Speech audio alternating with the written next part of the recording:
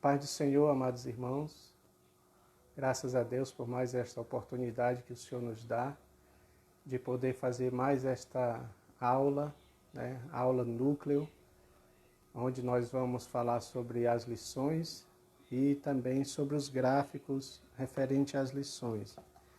Antes de tudo, eu quero primeiramente agradecer a Deus a oportunidade que Ele tem nos concedido. Mais uma semana se passou, e nós sobrevivemos para a glória e honra do nome do Senhor Jesus. Estamos felizes porque Deus tem nos dado o fôlego de vida, tem nos conservado em vida, tem preservado os nossos irmãos. E vamos continuar glorificando ao Senhor, orando, intercedendo por aqueles que também estão precisando, não é isso, irmãos? Da nossa oração. Quero agradecer os novos membros do grupo EBD Views. Toda semana sempre temos recebido irmãos, que querem fazer parte do grupo. E eu agradeço a Deus pela vida de vocês. Quero pedir desde já a oração dos irmãos por esse ministério, para que ele possa crescer cada vez mais e Deus possa dar o crescimento devido. A nossa lição é a lição de número 8, tá bom? Que tem o título Edificados sobre o fundamento dos apóstolos e dos profetas. E aqui, como eu sempre digo para os irmãos, este aqui é o gráfico esboço, porque toda a lição, ela está baseada, todo o gráfico, está baseada nesta lição, tá? Então temos ali, olha, lição 8, título Edificado sobre o fundamento dos apóstolos e dos profetas. O textuário diz, edificado sobre o fundamento dos apóstolos e dos profetas, que Jesus Cristo é a principal pedra de esquina. A nossa verdade prática diz, Cristo é a pedra basilar da igreja, que está edificada por meio dos ensinamentos dos apóstolos e do testemunho dos profetas. Nosso primeiro ponto diz, um edifício espiritual, os subpontos, santuário judeu, santuário cristão, a pedra angular e Cristo a pedra principal. O segundo ponto diz, o fundamento dos apóstolos e profetas. Aí fala do conceito de apóstolos, da doutrina dos apóstolos e o testemunho dos profetas. E o terceiro ponto fala edificados para a morada de Deus. Então, os subpontos fala edifício bem ajustado, templo santo no Senhor e morada do Altíssimo, tá bom? Os objetivos específicos são esses. Explicitar que no Antigo Testamento Deus habitou no tabernáculo e no templo, mas que no Novo Testamento Ele habita em nós. Então nós somos templo do Senhor. Apresentar o fundamento da igreja como a doutrina dos apóstolos e o testemunho dos profetas. E aí nós vamos entender o que é este fundamento da igreja, o que é esta doutrina dos apóstolos e o que é o testemunho dos profetas.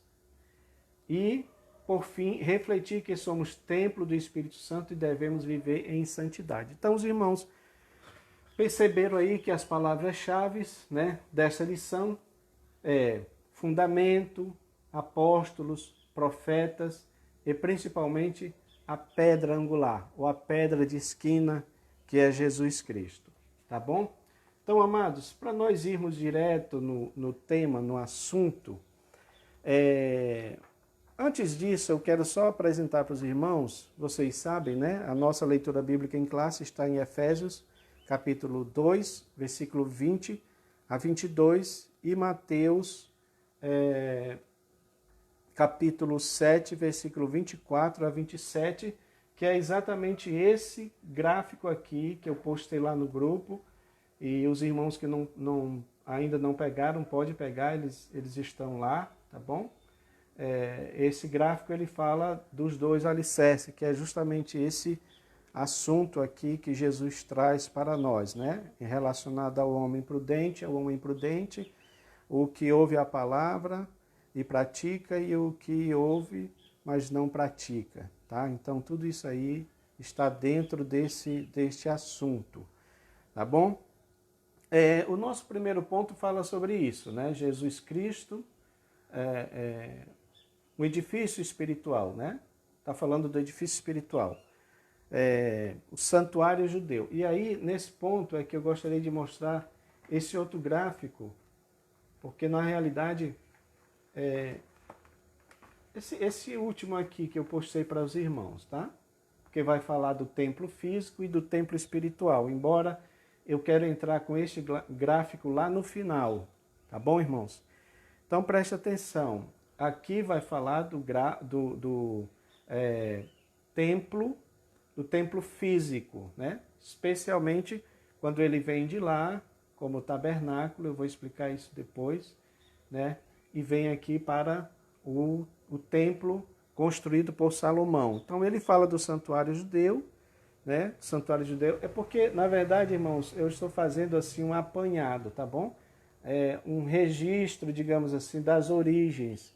Porque vocês sabem que o templo de Salomão, ele vem já derivado do tabernáculo, que tem toda uma simbologia, o tabernáculo, que isso é importante nós entendermos. Por isso que eu peguei desde lá do tabernáculo, e aí a gente vai seguindo aqui esta leitura. Lembra que eu sempre falo para os irmãos sobre a leitura dos gráficos, o direcionamento da leitura, né? Então, para você olhar assim e às vezes ficar confuso por onde começar, ele começa ali, canto superior esquerdo, tá? E vem descendo, acompanhando aqui, tá bom? Só que eu quero mostrar primeiramente isso, né? O santuário judeu, porque o comentarista fala desse exclusivismo dos judeus, né? Por acharem que o templo era apenas para eles, né? Então tem toda essa questão e depois vai falar do santuário cristão, tá? Que é, de fato, a igreja, mas é principalmente nós, o nosso coração, que é o lugar onde Deus habita, onde Cristo passou a habitar. Ou seja, o nosso coração, ele ganhou uma dimensão grande, né? Enquanto igreja, porque nós somos igreja. A igreja agora somos nós, né? É claro, irmãos, que isso suscita alguns debates, né? Porque às vezes eu acho até interessante quando eu coloco uma ilustração no grupo que tem, digamos aqui, o desenho da igreja, né? Aí algum irmão sempre fala alguma coisa, mas a igreja não é o templo, não é o prédio. A gente sabe disso, irmãos. Só que isso aqui é uma representação, é uma representatividade. Que eu tenho falado isso muito, né? Para a gente não se apegar a esse tipo de detalhe, tá bom? Se Deus nos permitir, futuramente a gente vai fazer um vídeo só sobre isso, sobre essa questão da simbologia, né? Existe até uma ciência que é muito falada no meio dos designs gráficos, né? Que trata sobre sobre este assunto. E aí a gente vai falar também futuramente sobre ela, né? Porque ela também se encaixa nesse sentido, tá? A ciência que estuda os signos de significado, tá? Que dá significado às imagens, tá bom? E é a ciência da semiótica. Então isso é muito importante, isso aí a gente entender, tá? E aí eu quero voltar aqui novamente para esse ponto, porque o que a gente entende da lição e sobre essa construção que eu falei para vocês aqui atrás, vem desde lá, né? Veja, observe que vem desde o Éden, tá? E eu já falei isso aqui em outras aulas, né? Quando a Bíblia deixa claro que o Senhor passeava no jardim, que o Senhor tinha comunhão com o primeiro casal, está ali Gênesis 3:8. Ouvindo o homem e a sua mulher, que os passos do Senhor Deus, que andava pelo jardim, quando soprava a brisa do dia, esconderam-se da presença do Senhor Deus entre as árvores do jardim. Então a gente entende que isso era algo meio que costumeiro que acontecia, né? Deus se apresentava naquele jardim. E era não somente um lugar de delícia, não somente um paraíso, mas era também um santuário, digamos assim, né? Era um lugar de culto, um lugar de comunhão, um lugar de adoração. Tanto é que a gente vê algo parecido com isso lá no Apocalipse, que eu já me referi aos irmãos. Agora preste atenção, depois que o homem pecou, né, então esse acesso a esse lugar, ele foi restrito, né? Ele foi restrito. E aí isto ocasionou que Deus fez com que o homem construísse esse tabernáculo para que ele pudesse habitar, para que ele pudesse ter comunhão com o homem, para que o homem fosse atraído a ele em adoração. Por isso que diz Êxodo 25:8, e farão um santuário para mim, e eu habitarei no meio deles. Tá bom? Então é nesse sentido. E aí depois isso vai se converter numa habitação espiritual, porque aqui Deus já está dando as dicas que ele queria habitar no meio do povo, né? É claro que depois há essa ideia de que Deus não vai habitar só no meio do povo, mas vai habitar dentro do povo, no coração do povo, tá? Então esse ponto também é importante. Vamos voltar para cá. E aqui nós entramos no terceiro subitem, que é exatamente a questão da pedra angular, de Cristo como a pedra angular. Tá bom, irmãos? Então o comentarista, é claro que ele faz a alusão ao que Paulo cita, falando da pedra, como a questão de algo extraído da arquitetura, né? Da arquitetura. Paulo tinha bastante conhecimento disso. Tá bom, irmãos? E aí a gente entende também que quando ele pega a questão da construção, isso daí é aplicado, ou seja, é feita uma aplicação no sentido de dizer que a nossa vida também é como uma construção, né? Ela vai sendo construída. E isso ficou muito claro exatamente nessa parábola aqui dos dois construtores, que foi dita por Jesus, inclusive. Tá? Então, a nossa vida cristã é uma construção. E quando fala de uma construção, é importante que a gente diga isso, porque se trata também de um progresso, né? Então, é algo progressivo, é algo que começa pequeno, é algo que começa de forma simples, mas aí vai crescendo, né? Claro que isso se refere a nós, enquanto cristãos, e Pedro nos chama de pedras vivas, né? Só que são pedras vivas encaixadas para formar um grande edifício, que é o edifício de Deus, digamos assim, que é a igreja do Senhor Jesus, tá? Então é nesse sentido. Então a gente entende que está falando de uma metáfora, de uma edificação, né?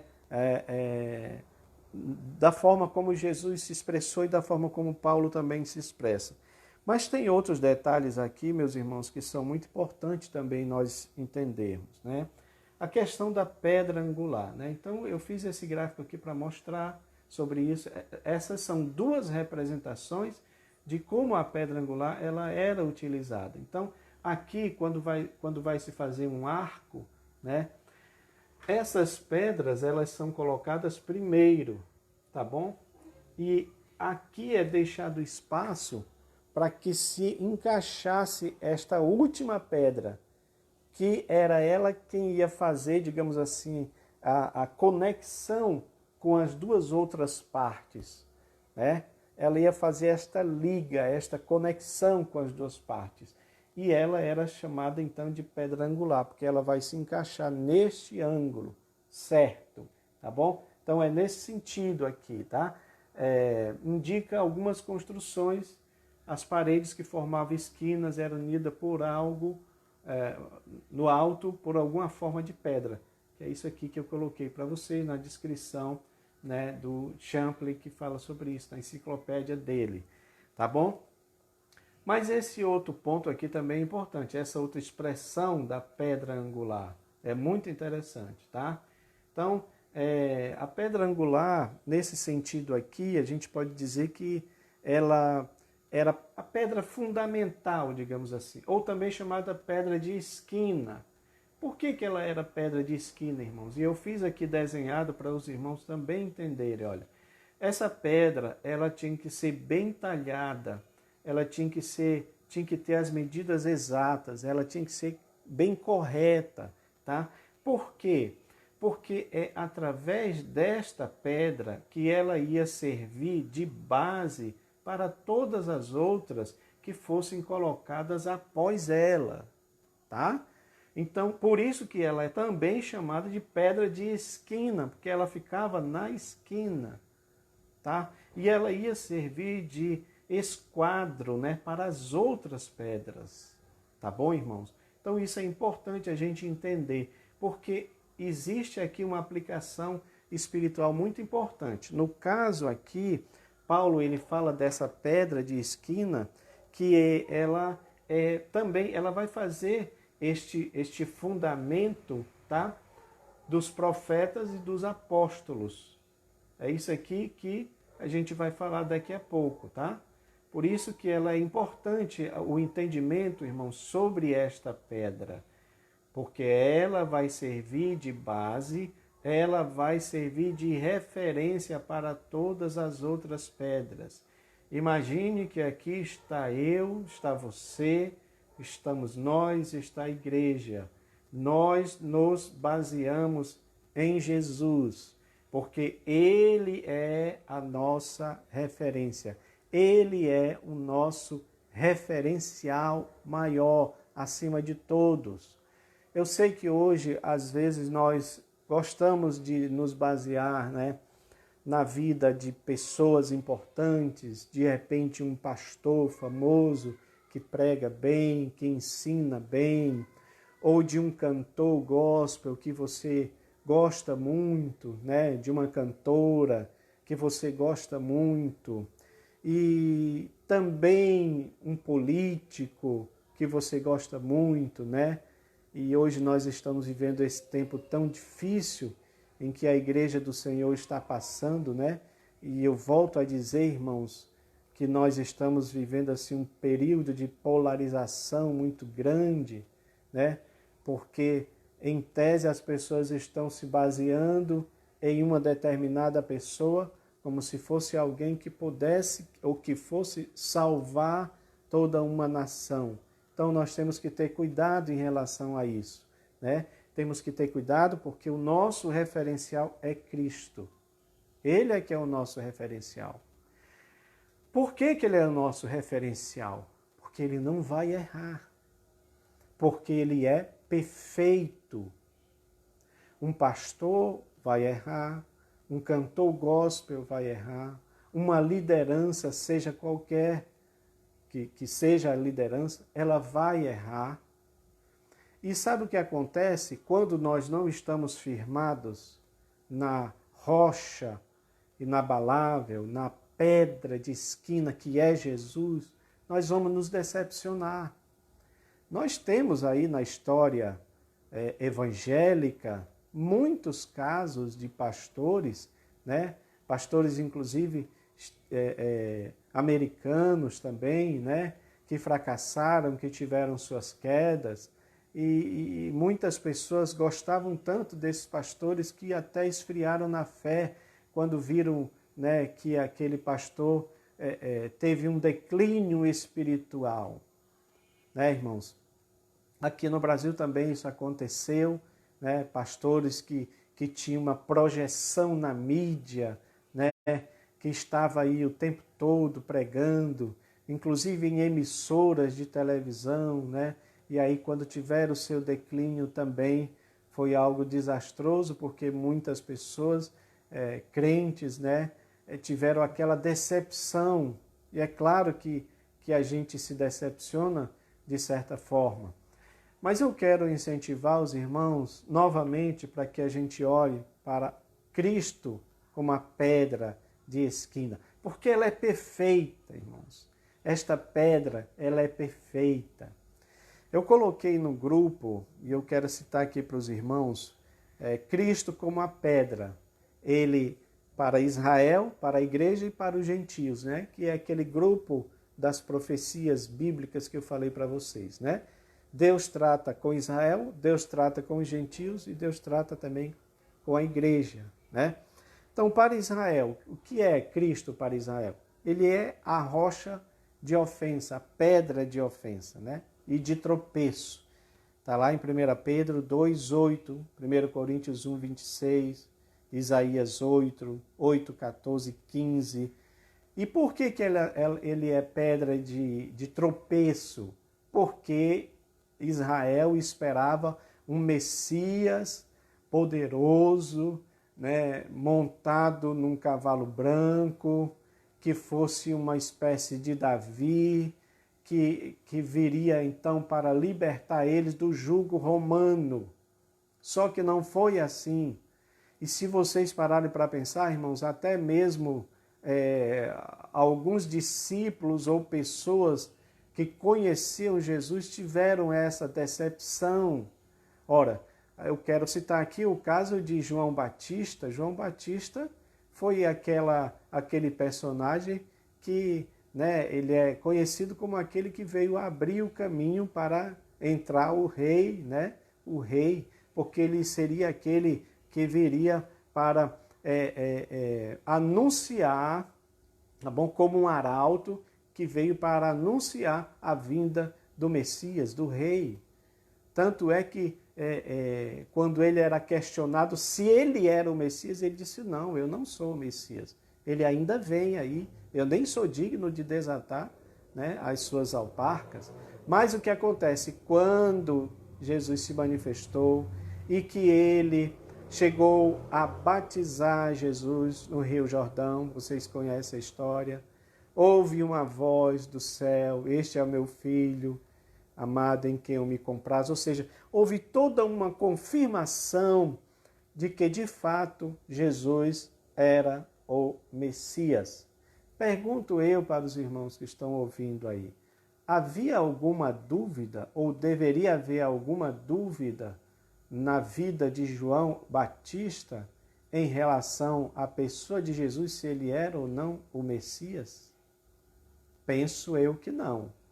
Porque ele ouviu a voz, pelo menos eu imagino isso, que ele deve ter ouvido a voz, confirmando que ele de fato era o Messias escolhido. Mas o que foi que aconteceu com João Batista, irmãos, quando ele estava na prisão? Ele manda perguntar os seus discípulos, manda pelos seus discípulos perguntar para Jesus: és tu mesmo o Cristo ou nós devemos esperar outro? E aí eles chegam lá, faz essa pergunta a Jesus, e a Bíblia diz que na mesma hora Jesus curou enfermos, expulsou demônios, fez muitos milagres ali naquela hora, só para comprovar que de fato ele era o Messias, né? E aí ele manda a resposta para João Batista e cita mais ou menos algo parecido com isso que eu disse para vocês aqui. Olha, é feliz aquele que não tropeça em mim.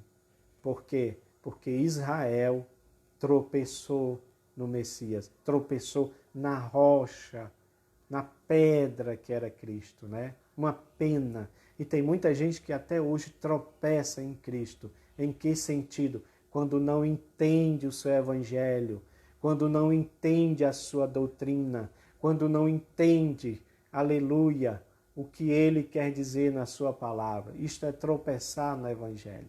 Mas Jesus não é para tropeçar. Ele não é a pedra para tropeçar. Por quê? Porque para a igreja ele já é a pedra fundamental. Ele é a pedra a qual a todas as outras pedras que somos nós, que é o que eu estou mostrando exatamente aqui para os irmãos, são firmadas. Nós somos firmados em Jesus. E aí entra a nossa leitura bíblica em classe, porque nós falamos de Efésios 2, 20 a 22 e Mateus 7, 24 a 26, exatamente quando fala dos dois alicerces. Então, olha aqui, olha. é exatamente esta parte. Então, para a igreja, tá? Jesus é a pedra angular. A pedra angular. E é nesta pedra que nós somos edificados. Por isto que Jesus entrou com essa questão dos dois alicerces, né? Dos dois construtores. O que é o construtor prudente? É aquele que construiu a sua casa. Eu até coloquei errado aqui, tá, irmãos? Me perdoe. Ele não construiu sobre a areia, ele construiu sobre a rocha. Mas lá no grupo está corrigido, é porque esse aqui não foi corrigido. Então, ele construiu a sua casa na rocha, tá? E aí correu rio, chuva, vento, né? E o que acontece? Aqui também tem um erro aqui. Ele resistiu às intempéries, tá? E Jesus diz, esse é o que ouve a palavra e a pratica, que coloca em prática, tá? Mas aí ele fala do construtor imprudente. Construiu sobre a areia, né? Ou seja, ele não quis saber de construir sobre a rocha, construiu na areia, que em tese é mais fácil de construir, entenderam? Aí entra aquela ideia de um evangelho fácil, porque a Bíblia diz, acredito que é Lucas, se eu não me falha a memória, que diz que esse construtor, ele cava a terra até achar a rocha, né? Muitas vezes nós não queremos ter sacrifício, não queremos fazer esforço para buscar, de fato, os fundamentos da nossa fé, da nossa doutrina, tá? Então, o que acontece? Ele construiu sobre a areia, aí veio o rio, veio chuva, as mesmas tribulações do construtor prudente, tá? Veio o rio, veio chuva e não resistiu às variações. Por quê? Porque ele é aquele que ouve a palavra, mas não coloca em prática. Meus amados, eu quero abrir o meu coração aqui para vocês nesse sentido, porque eu tenho dito para mim mesmo, que eu não quero ser, Deus sabe do meu coração, eu não quero ser um repetidor de palavras, certo? Eu não quero ouvir uma boa pregação e pegar alguns pontos daquela pregação, inserir no que eu falo para ensinar os outros. Eu não quero pegar um texto muito lindo de algum autor que se esmerou para chegar àquela conclusão. Não quero pegar esse texto e também só repassar para os irmãos. Então eu quero dizer para vocês que nós precisamos ir além, tá bom? Lembra de Jesus? Caminha a segunda milha. A gente quer às vezes caminhar como os fariseus lá só a primeira. E ele nos está convidando, nos está chamando para ir mais além. É o caso aqui do construtor que cava para buscar conhecimento. Significa o que isto? Significa, preste atenção, significa um evangelho não superficial, que é o que a gente está vendo nos dias atuais. Um evangelho muito superficial. Um evangelho em que as pessoas parecem que têm tudo na mente sobre o evangelho, mas não tem no coração. E eu estou dizendo isso para vocês com toda sinceridade, porque esta é a minha maior luta, a minha maior guerra interna. É para que a palavra de Deus seja vida dentro de mim, no meu coração. Porque, irmãos, não adianta de nada você ter todos os cursos de teologia, não adianta de nada você ser formado em uma universidade americana, não adianta de nada você ser doutor em divindade, como às vezes eu vejo pregadores dizendo que são doutores em divindade, que leram 500 ou 1000 livros para talvez mostrar algum tipo de intelectualidade, de sabedoria ou de conhecimento. Mas às vezes nas ações deles a gente percebe que a palavra não internalizou. Que é isso que eu tenho pedido muito para Deus. E a gente, nós, toda pessoa que se propõe a fazer a obra de Deus, você vai ser visado, viu, professor? Você vai ser visado. Você que prega, você que ensina, você vai ser visado nisso daí, porque sempre alguém vai apontar o dedo. Mas essa não é a questão. A questão é eu saber que em Deus a palavra dele está em mim e eu posso dizer, como salmista, escondi a tua palavra no meu coração para não pecar contra ti. Então, irmãos, o que eu percebo hoje é que há muitas vezes um distanciamento muito grande entre a teoria e a prática, entre o que eu sei da palavra e o que eu pratico da palavra. A minha oração, para mim especialmente, é para que Deus encurte, sabe, essa distância e cada vez mais eu possa praticar aquilo que eu prego, que eu possa praticar aquilo que eu creio, porque é exatamente isso que Deus deseja. Quando a Bíblia diz que Ele quer fazer morada no nosso coração, é neste sentido, é eu abrir o meu coração para que Ele more, para que a palavra de Deus tenha, sabe, uma total proeminência na minha vida. E repito isto novamente para os irmãos, isso não tem a ver necessariamente com títulos, com você ter um alto grau de estudos. Eu fiz uma pós-graduação numa faculdade batista aqui de Belém, no Pará, e lá eu ouvi testemunho de pessoas que eram inteligentíssimas, que eram alunos exemplares, que depois se tornaram até professores, mas depois abandonaram a fé. E eu digo para o Senhor, não, Senhor, isso não adianta. Eu não quero isso. Eu quero cada vez mais internalizar a palavra de Deus. Então, irmãos, presta atenção. Nós precisamos não só ouvir a palavra, mas precisamos praticar. Esta prática, ela só acontece a partir do momento que ela está internalizada dentro de mim, que ela faz parte do meu ser, que ela completa, preenche todos os espaços, que ela me confronta, porque isto também é importante. Há pessoas, e eu quero aqui me lembrar de uma coisa muito interessante. Vocês se lembram daquela antiga caixinha de promessas, não é? Só tinha bênçãos, né, naquela caixinha de promessas.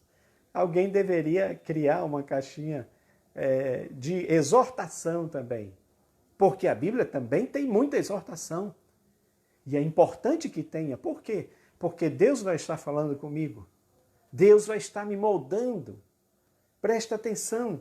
É Cristo quem é a pedra viva, que é a pedra perfeita, que é a pedra angular. E nós somos estas pedras que estamos sendo inseridas. Mas, se eu for pegar o exemplo do que se fazia lá no templo, na construção do templo, essas pedras eram talhadas, essas pedras eram trabalhadas para que elas pudessem ser inseridas, elas tinham que ficar retas. Então preste atenção, querido, deixa Deus trabalhar na sua vida. Aí eu digo para mim, Enomi, deixa Deus trabalhar.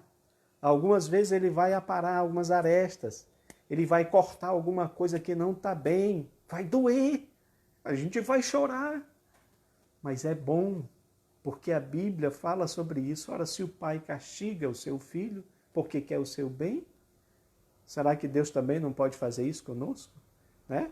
Então a gente tem que entender o trabalhar de Deus. Somos pedras vivas que precisamos ser bem lapidadas, mas isso vem a partir deste exercício em que eu deixo que a palavra de Deus entre dentro de mim, irmãos.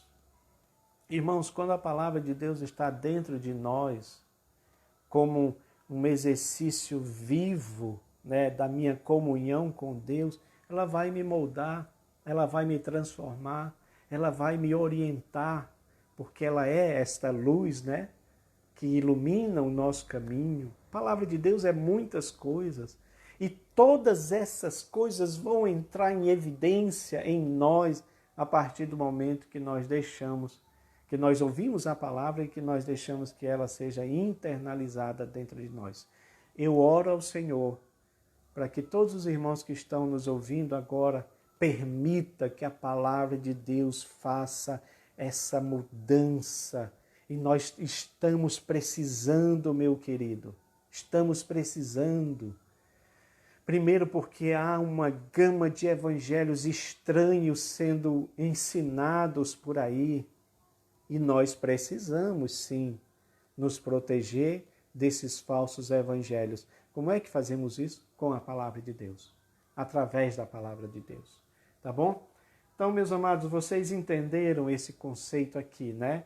Do que é a palavra como nosso referencial maior, do que é a pedra angular como nosso referencial maior. Mas a nossa lição também, ele deixa claro que existe aqui um fundamento que é também dos apóstolos, tá? Por isso que aqui nós colocamos aqui, ó, apóstolos e profetas, tá bom, irmãos? Em relação aos apóstolos, né? Você sabe o significado de apóstolo, né?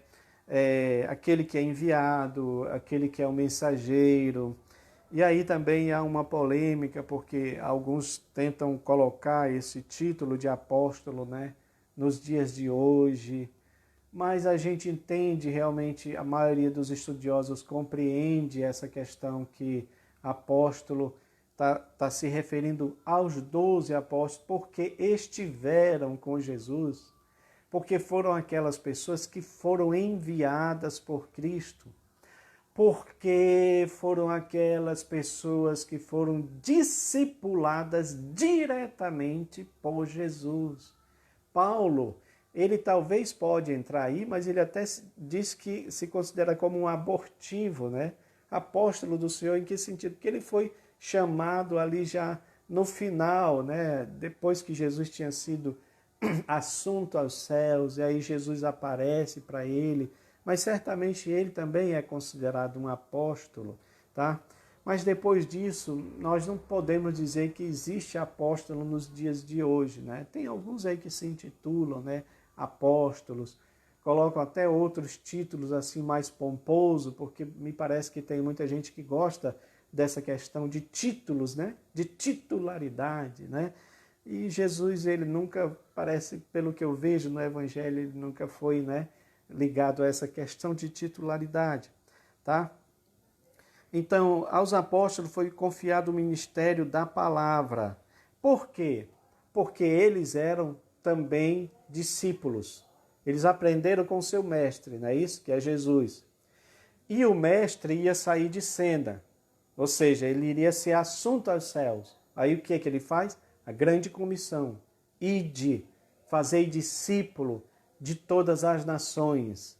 Então, já era competência daqueles apóstolos de pregar tudo o que eles aprenderam com o seu mestre. Agora, irmãos, uma coisa aqui interessante. A palavra dos apóstolos, o ministério da palavra dos apóstolos, é importante que a gente diga isso e possa ensinar isso para os nossos alunos amanhã, é que a palavra dos apóstolos, ela não ficou apenas de forma oral, tá bom, irmãos? Ela ficou também escrita, porque é aí que vai dar ideia do fundamento dos apóstolos. O que é o fundamento? É todo esse conjunto de crenças, de doutrinas ensinadas por Jesus e que foram captadas pelos apóstolos, e eles notificaram isso nos seus evangelhos ou nas suas cartas pastorais, nas suas epístolas. Está lá tudo escrito. Isso é importante que a gente entenda, porque isto é que fundamenta, digamos assim, toda a teologia, toda a doutrina, todo o ensinamento do Novo Testamento, né? Então, o Novo Testamento está baseado nesta fundamentação dos apóstolos. E aqui eu quero chamar de novo a atenção para você, escute bem daquilo que eu estava falando a respeito daquele que ouve a palavra e pratica. Você sabe que, segundo os estudiosos, me parece que foi o Evangelho de Marcos o primeiro a ser escrito, não é? E os outros foram sendo escritos a partir do Evangelho de Marcos, né? Cada um com a sua, com a sua peculiaridade, digamos assim, né? Cada um foi aplicando como viu, né? Os milagres de Jesus, os ensinamentos de Jesus, né? Mas sabe, eu chamo a atenção para os irmãos de uma coisa interessante. O que Jesus falou, o que Jesus ensinou, não dá a entender que era algo em que os apóstolos pegaram uma pena ou uma folha e foram catalogando tudo o que Jesus ensinou. Não dá a entender que foi isso. Não é, irmãos?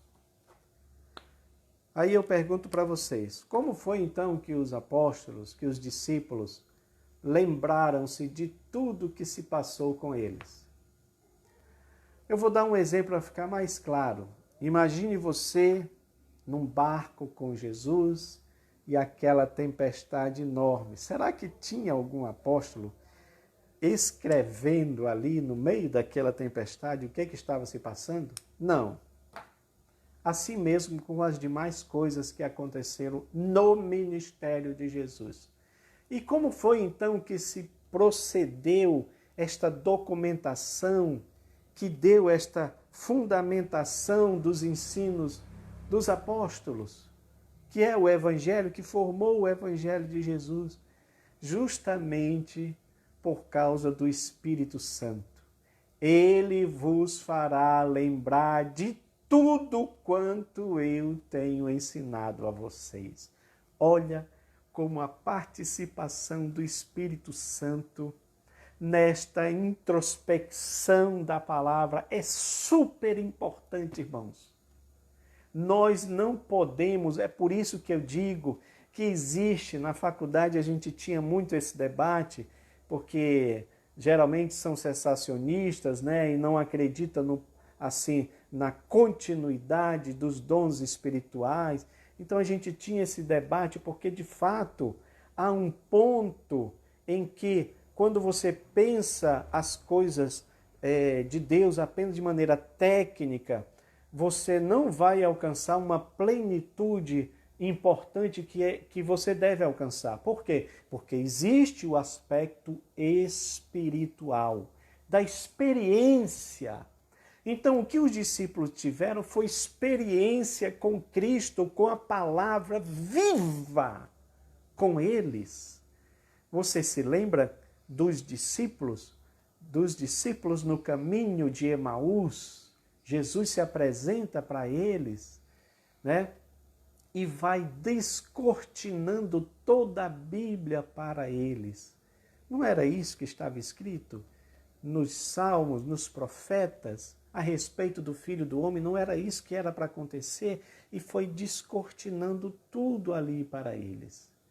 Foi uma aula assim maravilhosa, sabe? Do verbo, a aula do verbo, da palavra viva sendo ministrada ali para aqueles discípulos, e a coisa estava tão gostosa que, segundo dizem os estudiosos, era mais ou menos 3 horas de caminhada, 9 quilômetros naquele caminho ali, mas a coisa estava tão gostosa que eles nem viram a hora passar, mas enquanto a palavra viva estava falando para eles ali, o coração deles ardia de alegria, de gozo, porque era o verbo vivo que estava falando ali para eles.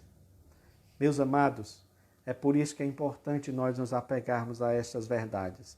Então, o fundamento dos apóstolos é o ensinamento que eles aprenderam, são as doutrinas que eles aprenderam com Cristo. E depois o Espírito Santo foi fazendo eles lembrar de tudo, e eles foram anotando tudo, né? E deu tudo isso aí, formou-se então o Novo Testamento. E aí entra também o testemunho dos profetas, né? Há uma discussão grande aqui se esses profetas, se eles seriam profetas do Antigo Testamento, e se seriam profetas do Novo Testamento. E se são profetas do Novo Testamento, como é que são esses tipos de profetas do Novo Testamento? Tá? Porque há uma diferença para os profetas do Antigo Testamento. Por quê? Claro que você vai ter profetas ali que não são escriturísticos, né? Aqueles profetas que não escreveram nada, né? Acredito que Elias, né? Não tem um livro de Elias, é um profeta importantíssimo, mas ele não escreveu nada. Mas já tem outros que escreveram. Então, eles deixaram tudo escrito. E aí, esses profetas, eles também falaram de Jesus, que é mais ou menos esse gráficozinho aqui simples que eu fiz aqui, olha, para os irmãos entenderem.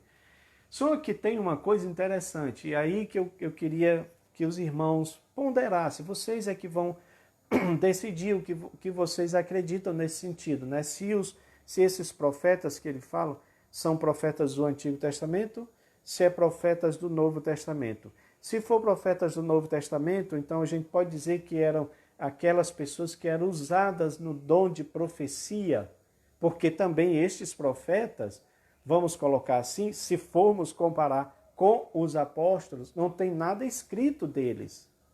Não, que eu saiba, não tem nada que eles escreveram, tá? Não tem alguma coisa assim, algum livro que eles deixaram escritos. Nós temos algumas manifestações de profetas, como por exemplo Ágabo, né? Que foi aquele profeta que profetizou a prisão de Paulo, mas não, ou pelo menos de Fió, tá? Aí você vai entender uma coisa interessante que Paulo fala de uma palavra chamada mistério, tá? O que é esse mistério que estava oculto em Deus? Os profetas do Antigo Testamento, eles viram muitas coisas. Ver no sentido de profetizar sobre aquilo.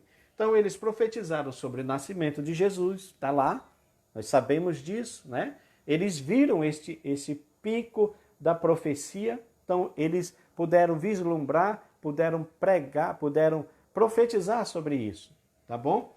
Eles também profetizaram sobre a morte de Jesus. Eles também profetizaram sobre alguns eventos escatológicos lá no futuro. Daniel, tem muita coisa de Daniel que você vê se cumprindo ou que você vê também se repetindo com outras nuances no Apocalipse. Então é claro que existe, né, esse vislumbre desses profetas mostrando sobre Jesus, nascimento de Cristo, a morte dele e alguns eventos escatológicos. Mas eles não viram o vale, como se diz, o vale da igreja. Por quê? Porque ela estava aqui oculta.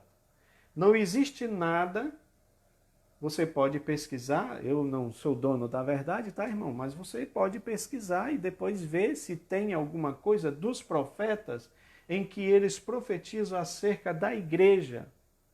Porque esta igreja é aquilo que Paulo fala do mistério de Deus.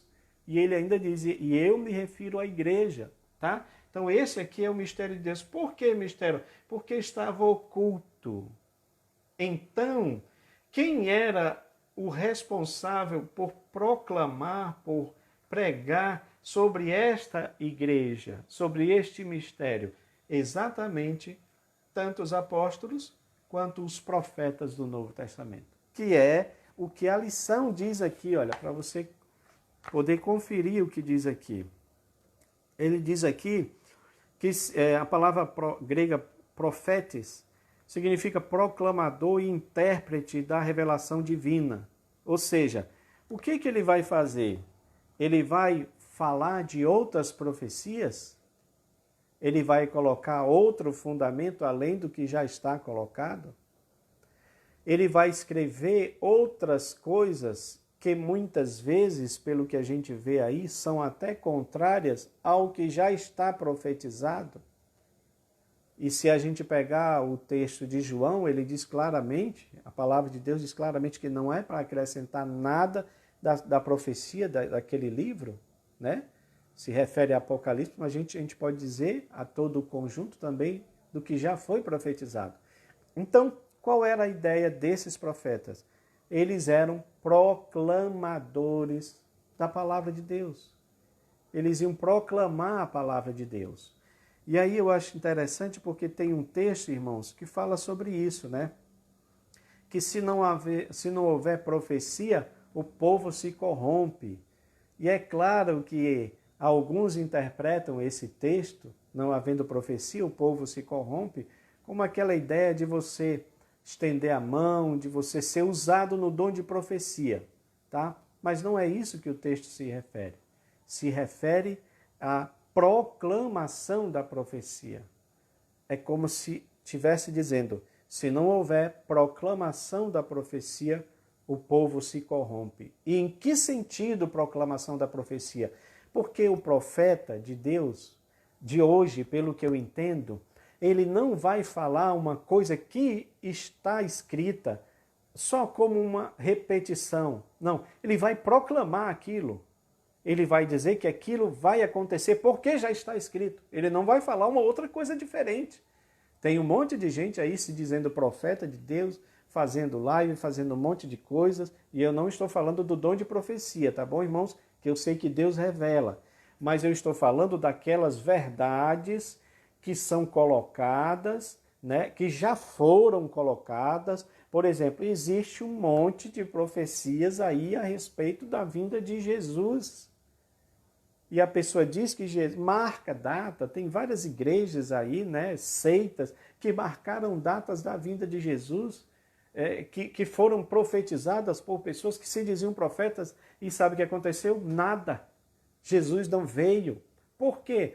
Porque a Bíblia não nos autoriza isso, mas nos autoriza, como profeta de Deus, a pregar, a proclamar. Que se não me falha a memória, essa palavra lá grega, né, kerusen, quer dizer isso, proclamar. Então o que é que eu vou fazer? Eu vou proclamar a profecia bíblica. Eu vou dizer que Jesus vem, eu vou pregar que Jesus vem arrebatar a sua igreja, tá? Que Jesus vem implantar o seu reino milenial, que Jesus vem concluir todas as coisas. Então isso é preciso ser pregado nos dias de hoje, nós precisamos entender isso. Por fim, irmãos, o segundo ponto, terceiro ponto, melhor dizendo, fala sobre edificados para a morada de Deus. Aí fala do edifício bem ajustado, tá? E ele diz aqui, edifício bem ajustado, templo santo do Senhor, porque aí ele já está trazendo para a nossa realidade, tá bom? E é por isso que nesse ponto aqui eu quero mostrar este outro gráfico que eu falei para vocês lá no início para a gente encerrar, tá bom, irmãos? Amados, uma coisa que eu quero dizer sobre esses gráficos, eu acho importante a gente explicar, porque aí eu tenho certeza que você pode pegar um gráfico desse e dar uma explicação, talvez ainda até muito melhor do que o que eu estou fazendo aqui, porque eu sei que Deus usa pessoas de diferentes formas, mas eu quero pelo menos dar uma explicação do que é este gráfico, porque ele está dentro dessa parte, edificados para a morada de Deus. E aqui a gente vai concluir, tá? Esta aula. Presta atenção aqui, irmãos. Podemos dizer que isto aqui seria o tabernáculo de Deus, tá? Tabernáculo de Deus, porque nós acreditamos que existe um tabernáculo no céu. Apocalipse fala sobre isso, tá? Tabernáculo, inclusive os judeus acreditam nisso, né? Que o templo já existia lá no céu, né? Quando Deus cria o homem, Deus cria e coloca em um jardim, que eu falei para vocês lá no início, que era aquele lugar de comunhão que Deus tinha com o homem. Deus comungava, Deus aparecia ali de uma forma que a gente não sabe, né? Os teólogos falam de teofania, de uma presença que nós não sabemos, mas ele se manifestava ali, tanto é que a Bíblia diz isso, tinha comunhão com eles. Depois que eles pecaram, essa comunhão foi cortada, e ali ninguém mais tinha, digamos assim, essa comunhão como eles tinham lá no início, você vê que tem a linhagem, não é, dos filhos de Deus, mas eram poucas pessoas, digamos assim, pouquíssimas pessoas que se propunham a adorar a Deus. Até que quando chega na nação de Israel, né, já eles, eu estou pulando aqui para os irmãos entenderem, já no deserto, quando eles estão passando lá no deserto, Deus manda que se faça o tabernáculo, tá? Então, o tabernáculo, ele era feito dessa forma, exatamente porque ele precisava ser montado e desmontado, tá? E isso era para mostrar a nossa peregrinação, que nós estamos aqui também de passagem, né? É importante isso. Mas era um lugar aonde Deus habitava. Aí está aqui, olha, farão um santuário para mim e eu habitarei no meio deles, tá? Um lugar onde Deus habitava no sentido de demonstrar a sua presença, tá, irmãos? Eu não estou dizendo que era a habitação original de Deus. Eu estou dizendo que era o lugar onde Deus se manifestava para que ele pudesse estar junto do seu povo, que foi isso que ele disse: farão um santuário para mim e eu habitarei no meio deles. Então, o povo poderia ter a presença de Deus na vida deles, perto deles ali, aquilo era algo maravilhoso. Aí você tem aqui todos esses outros paramentos, digamos assim, esses outros instrumentos que faziam parte do tabernáculo, né? Então você tem o altar, o lavatório, a mesa dos pães, o candelabro, tudo isto aqui apontando para Cristo, tá? Tudo isso apontando para Cristo, né? Eu não quero entrar nesse detalhe porque não é esse o foco, tá? Até chegar aqui na Arca da Aliança, que ficava lá no lugar santíssimo. Tá bom, irmãos? Então, olha que coisa interessante. Ele manda fazer o tabernáculo, né? Depois, este tabernáculo, depois que o povo já está instalado em Canaã, né? Davi, depois das batalhas, das guerras de Davi, o que acontece? Ele tem o desejo de construir o templo, né? Mas aí Deus não deixa, porque ele está com as mãos lá manchadas de sangue, né, por causa das guerras.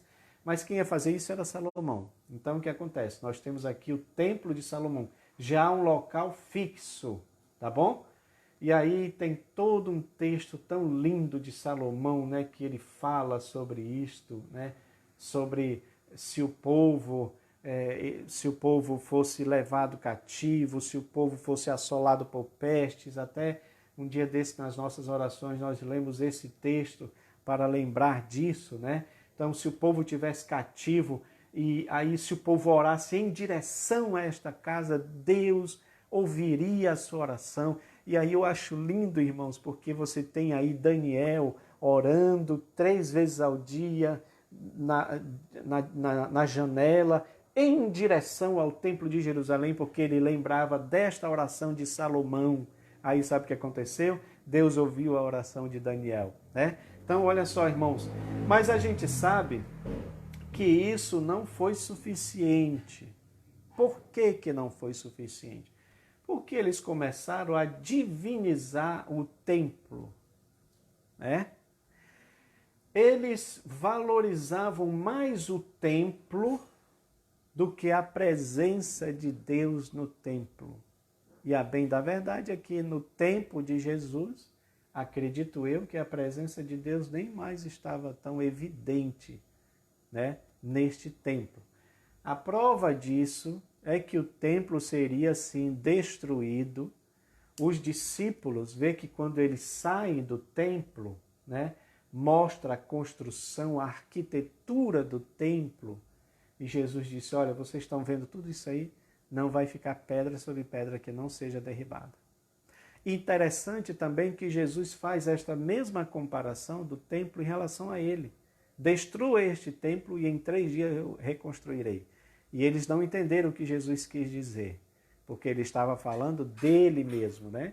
Olha, vocês vão destruir este templo, vocês vão tirar a minha vida, mas em 3 dias eu vou reconstruir, ou seja, eu vou ressuscitar, né? Então Jesus fez isso, tá bom, irmãos? Amados, quando Jesus faz isto, ele quebra um monte de paradigmas, né? Nós já falamos sobre isso, mostramos em gráficos anteriores, o véu do templo rasgado, tá? Isso aí é interessante porque eu não mostrei para os irmãos, tá? Mas o formato do templo de Jerusalém, do templo de Jerusalém e do tabernáculo, tá aqui, dá para você ver, era um formato meio retangular, tá? Vamos colocar como se fossem esses dois tijolos aqui, ó. Essa parte retangular. Esse era o formato do templo, ou do tabernáculo. Porém, a parte, aí você sabe que era dividido, né? É até bom a gente usar essas duas analogias aqui, essas duas figuras, porque se isso aqui é todo o templo ou tabernáculo, você sabe que ele era dividido em duas partes, lugar santo e lugar santíssimo. Agora, irmãos, que coisa interessante, olha aí, ó. O lugar santíssimo, ele era quadrado, ele era hermeticamente quadrado, né? E isto faz, irmãos, alusão à cidade santa ou à Nova Jerusalém, que Deus faz questão de dizer que é o tabernáculo. Olha aqui, Apocalipse 21, 3, você pode depois baixar esse gráfico. Ouvi uma grande voz vinda do trono dizendo: eis o tabernáculo de Deus com os homens. Ele habitará com eles, serão seu povo, e ele mesmo estará com eles. Deus, quando é dito isso aqui pelo anjo, isso se refere a Jerusalém que está descendo. Olha que coisa interessante. Então, se o lugar santíssimo era quadrado, porque esta parte de dizer que é quadrado está falando de lados perfeitos, não tem um maior do que o outro, lados perfeitos. Mesma coisa da Nova Jerusalém, altura, largura, profundidade, tudo igual, porque Deus ele é perfeito. Então significa dizer aqui que Cristo é esta perfeição, tá bom? Que Cristo é, digamos assim, esta representação desta cidade, tanto é que lá nesta cidade não tem iluminação elétrica, não tem lua, não tem sol. A Bíblia diz que o Cordeiro é a sua luz. Que coisa maravilhosa, irmãos. Agora preste atenção, eu vou encerrar aqui para você entender. Nós estamos nesta jornada aqui, ó. Este era o velho e antigo caminho, tá bom? O antigo caminho que foi importante, né? Mas não deu muito certo porque os homens começaram a divinizar as coisas em vez de Deus. Quando veio Jesus, ele quebra tudo isso aqui para dizer o seguinte: olha, eu quero que vocês agora sejam minhas testemunhas, meus discípulos, que vocês sejam estas outras pedras, eu vou ser a pedra angular, a rocha de esquina, a rocha de Horebe, aquela pedra que Daniel viu lançada não por mãos humanas, mas pelo Senhor Todo-Poderoso, e aquela pedra ela vem e cai dos pés da estátua de Daniel, que representa todos os poderes políticos de hoje, tá?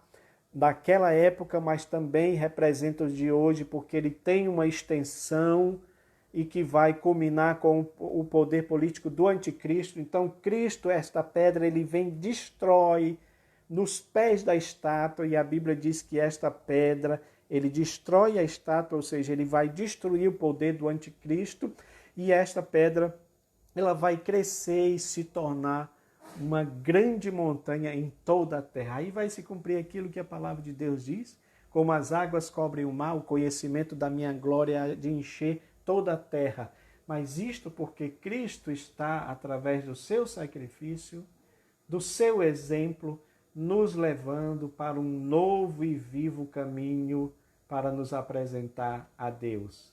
É por isso que eu acho interessante esse texto de Efésios, edificado sobre o fundamento dos apóstolos e dos profetas, de que Jesus Cristo é a principal pedra de esquina, no qual todo edifício bem ajustado cresce para o templo santo do Senhor. Olha aqui, olha. E aí nós estamos sendo levados, porque também Efésios 5:27 diz: para apresentar a si mesmo igreja gloriosa, sem mácula. Olha aqui, irmãos, perfeita, lados perfeitos. Por isso que ele quer que a gente seja referencial dele. Aí vem Paulo dizendo: sede meus imitadores. Por quê? Porque eu sou de Cristo, tá? Então ele está falando desta perfeição que Cristo tem, que ele imitava essa perfeição de Cristo, e assim nós também vamos imitando esta perfeição para que a gente possa ser apresentado perante Deus como uma igreja sem mácula, sem ruga, sem coisa semelhante, santa e irrepreensível. É assim que Deus quer nos apresentar, assim que Cristo quer nos apresentar a Deus, e novamente o Senhor Jesus vai fazer com que a gente esteja, participando de toda esta glória, de toda esta bênção. Eu encerro aqui, irmãos, esta palavra, este estudo. Eu espero que você tenha entendido e espero sinceramente que você pegue esses gráficos.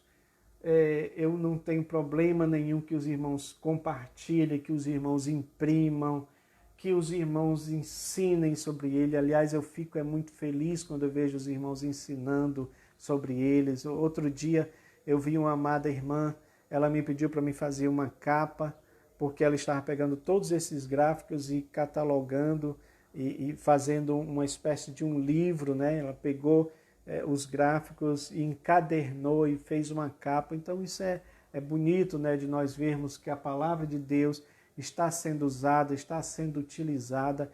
Este é o meu desejo, cada vez mais que a palavra do Senhor seja ensinada, interiorizada, como eu falei para os irmãos, né? Então é nesse sentido que eu gostaria muito de ver os irmãos ensinando, e façam até melhor, irmãos, ensinem até melhor, porque o que importa é nós aproveitarmos esse tempo e fazer a obra que Deus nos confiou para que a gente fizesse, tá bom? Então agradeço os irmãos terem me ouvido até agora. Peço a você mais uma vez que compartilhe esse vídeo, né, com os irmãos.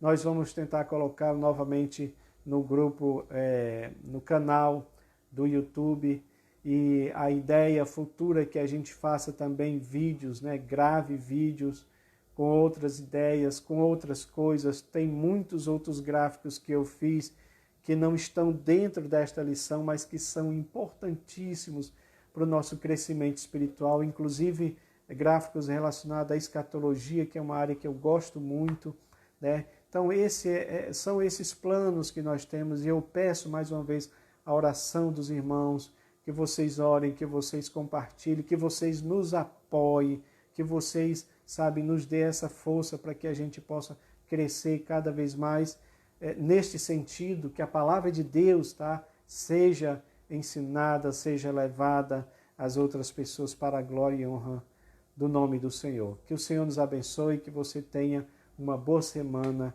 na paz de Cristo. Amém.